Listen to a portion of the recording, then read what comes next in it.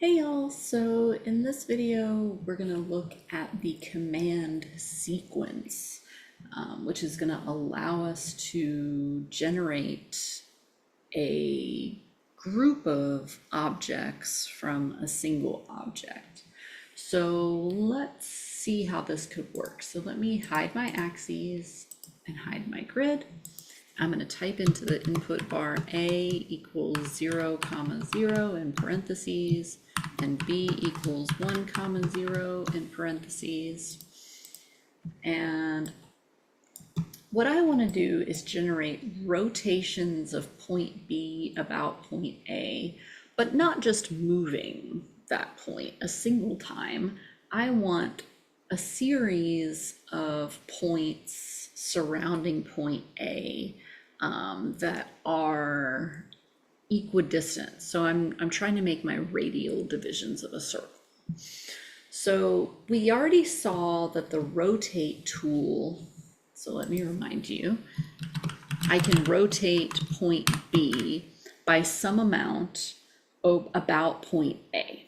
So let's say I want to rotate B by 360 degrees, so Alt O for degree, or you can use the keyboard, it's under FX, so there's the degree symbol. And let's say I want, I don't know, 9-fold divisions of 360 degrees. Well, let's make it 18 for good measure, because usually if you want an n-fold thing, you need to divide your circle up into 2n. And I want to rotate about point A. So that command, rotate point B by 360 degrees over 18 about point A, is just going to generate a single point B prime that is at an angle of 360 over 18, or 20 degrees, okay? So what if I want to create a whole bunch of these? Well, I don't want to type that rotate command 20 times or 18 times, excuse me, in order to get all those points. So what we're going to do instead is create a sequence of rotations.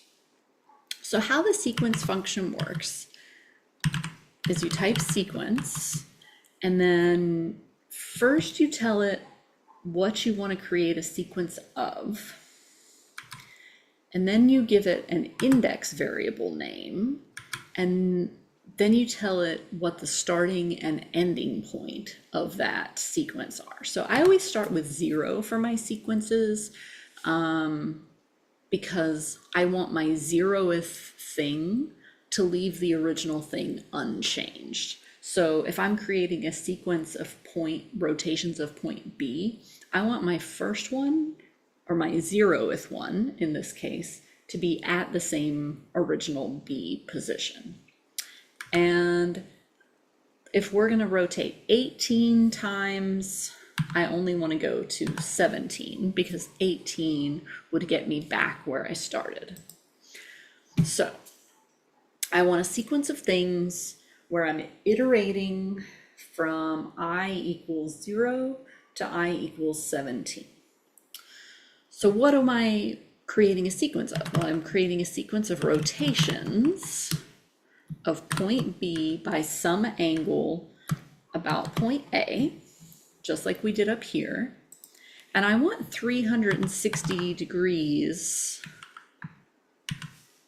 over 18, but I want multiples of that angle.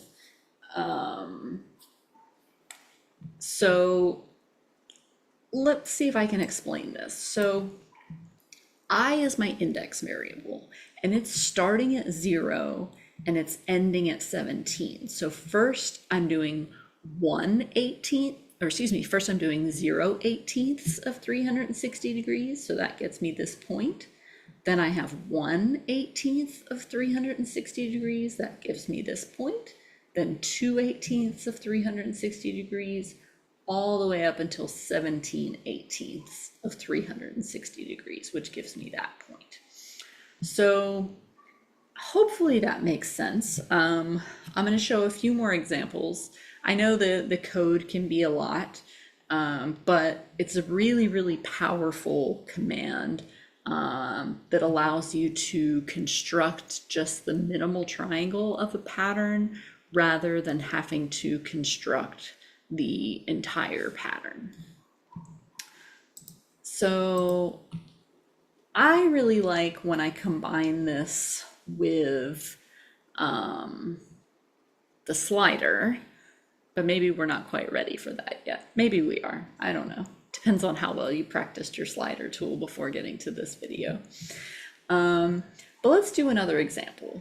So I'm going to create a point, and I'm going to create a 5-sided polygon above that point. And this polygon is named poly 1. And I'm going to create a sequence of rotations of that polygon about point C. So I want a sequence of rotations of poly 1 by some angle, which I'll enter in a little bit, about point C. And I know I'm going to multiply whatever angle that is times I, so my index variable. And I want my index variable to go from 0 to some number minus 1. So let's say we want 10 of these pentagons rotated about point C. So I can do 360 degrees over 10. And I can go from 0 to 9. So that's fun. Now I have 10 of these pentagons rotated around, and then I can hit enter. And you've got to be careful in the browser-based version of GeoGebra as well as in GeoGebra Classic 6 that you're not putting that I in the denominator of your fraction. So you have to use the arrow keys to get out of the fraction if you are typing 360 over 10 before the times I. So just kind of be on the lookout for that. I think we're ready to do something with a slider. So this is where it's going to get really cool. So I'm going to create a point, and I'm going to create a slider. And we're just going to do an integer slider from 1 to 30. So we'll go with the default integer slider. So remember, this slider is not doing anything until we create a dependency on it. And let's say I want, I'm going to create a wacky polygon here. So there's my wacky polygon. And my wacky polygon's name is poly2. And I'm going to create a sequence of rotations of this polygon about point I. So sequence, rotate. My polygon's name is poly2. And because I'm not just rotating a point, I want to put my object that I'm rotating in curly brackets.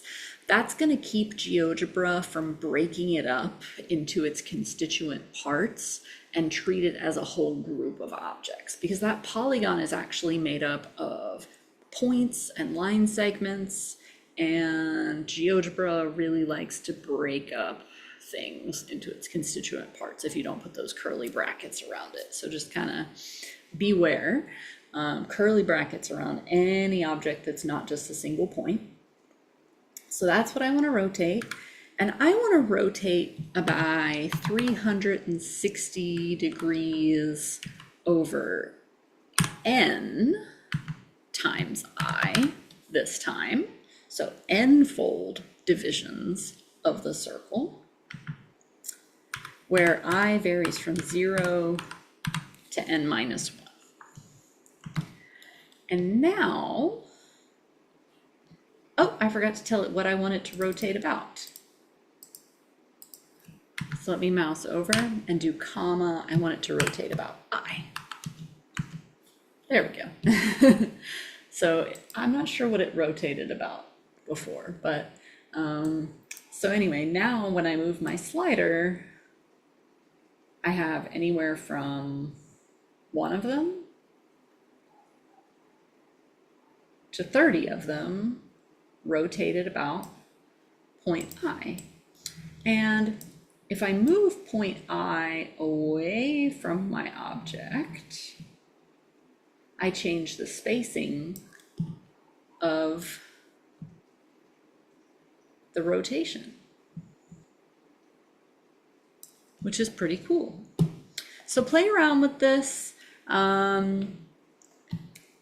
practice that notation, especially the sequence of rotations of objects.